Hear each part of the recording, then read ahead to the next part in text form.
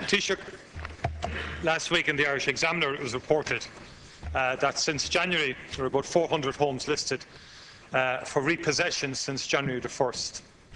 Across Munster, those figures are just about less than 700 since the beginning of the year. I was looking at Kilkenny, for example, 93, Carlow 65 repossessions before the Circuit Court. That's just a typical list now, Taoiseach, of any one day. 93 on this particular list on the 11th of the 2nd last. And it looks like, Taoiseach, that 2015 is going to be the year of repossession, given the scale and the volume of repossession cases that are now becoming before our courts. And you know that the Finance Committee of the House was given information that up to 30,000 families were given letters threatening repossession from the banks, and we know that there's over 38,000 in arrears over 30 days, and 2/3 of those in arrears, Taoiseach, interestingly, are in employment. So it seems that many of those in arrears are actually in a position to do sustainable deals with banks, but the deals aren't being done.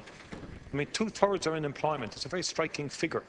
I had a case during the week, Taoiseach, of a young couple with young children, both in state employment, reasonable incomes. Now, they had formerly been with the IBRC. Now, you sold all those people down the river when you sold them to vulture funds, and the result is there's absolutely no protection for them, and no proper engagement, despite their very best efforts to engage. Now, Taoiseach, a number of years ago, when all of this was going through, you refused our proposition about an independent debt resolution settlement office. You've brought in the PIPs recently because we know the personal insolvency system hasn't worked. There's only been about 1,000 cases versus 15,000 cases that the then Minister said would happen in year one, and we don't even know the limited proportion of those figures that are actually of those 1,000 that were mortgage cases. So essentially, Taoiseach, you've given the banks free rein, and what's happening now is the property prices are rising, and they're actually going after the cases not where there's negative equity, but they're going after the cases where there is no longer any negative equity, knowing they can get their money back, and the families are nowhere.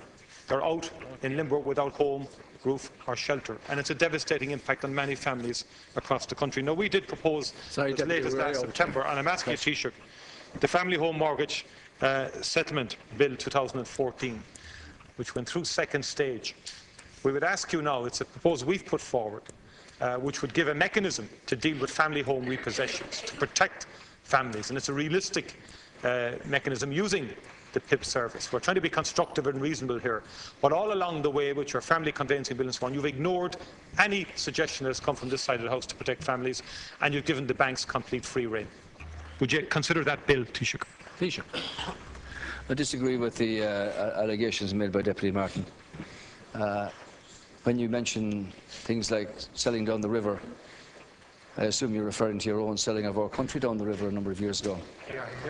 And part of that problem, part of that consequence was a complete collapse of the housing, of the construction sector, the loss of 100,000 jobs directly in the construction sector, negative equity inflicted on the vast majority of people in the country, and the consequences of that crisis are still with us. Now, the government did put together, stay quiet, please. Put together a whole suite of opportunities for those who are borrowers to engage with lenders and to cut deals and come to a conclusion that they don't lose their primary home. Now, it's fair to say that significant numbers of letters have issued to people all over the country. This is true. This is true. And in quite a number of those, Deputy Martin, there has been no engagement whatsoever between the person who borrowed and the lender. And that's never going to sort out the situation. In cases where the borrower did respond to the lender, I'm not happy at the situation where some banks appear to ignore the recommendations made by personal insolvency practitioners in the interest of cutting a deal and coming to a sustainable conclusion, sustainable agreement for many house borrowers. We had a number of the personal insolvency people in before a cabinet subcommittee recently, and they gave some clear evidence of this. And it's our intention to call the banks in very shortly to discuss the nature of the arrangements that they make with people. Now nobody wants to see a primary dwelling go. Nobody wants to see a family out on the road in that sense. But it will not be solved, Deputy Martin, by leaving things untouched or where there's no negotiation or no engagement. Banks are making money. Others are making money. We can't have a situation where, with the confidence returning to the economy, that borrowers are afraid to read the letters, that they dump them, that they don't engage at all with the lender. That's not going to be a solution. And my advice to everybody is that you have, from MABs to the private personal insolvency practitioners to others, who negotiate with banks on behalf of borrowers solutions that mean they can retain their family home in the first instance. Nobody wants to see them lose that. But it does take, Deputy Martin, the borrower to engage either directly or through any of the agencies that operate on their behalf with the banks to come to a sustainable conclusion that they can hold on to their home and at least have clarity about the future arrangement that they make, be it one of a whole range of options that are now open. Thank you. I mean, Taoiseach, I don't know what land you're living in at times. Even your response there suggests that it's the borrower's fault. Your whole mindset is through the prism of what the banks are telling you. Most deputies are raising cases here, and I'm raising cases here, where there's been constant engagement by the borrower with the banks, but the banks have worn them down. The banks have not engaged in many cases. That's the point I am making. And when I talk about selling people down the river, I talk about the IPRC liquidation in those cases. When the mortgage books were sold and we raised it in this House, there was absolutely no protection provided in any shape or form for the borrowers and the families in those situations. The family I just mentioned to you, Taoiseach, have chapter and verse of 3 years of engagement with the IBRC, all initiated by the borrower. So please stop the patronising claptrap that you're going on with, that somehow it's the borrowers are at fault and they're not engaging, or that they're ignoring letters. They're not, Taoiseach. What is now happening, Taoiseach, is this. The property prices are rising. The banks know they can get the full amount back, and they're going after families in those situations, and they're not engaging in meaningful deals with them. That is what is happening. You yourself are saying on the one hand you're not happy, and you called in the PIP practitioners. Please, Deputy. Thank Why did you call them in? And for God's sake, saying years, and I warned you in July 2013 this would happen in an exchange on leaders' questions, you denied that there would be a wholesale repossession of family homes. It's now happening before your very eyes. And in a PR exercise last week, you bring in the PIP practitioners to find out what's going on the ground.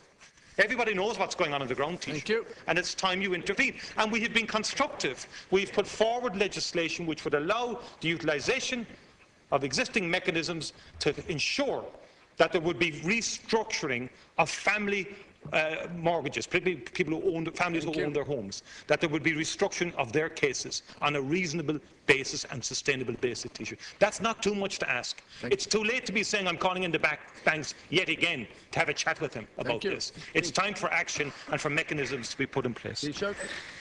Well, Deputy Martin, I live in the same country as you do, a country that you destroyed. Absolutely.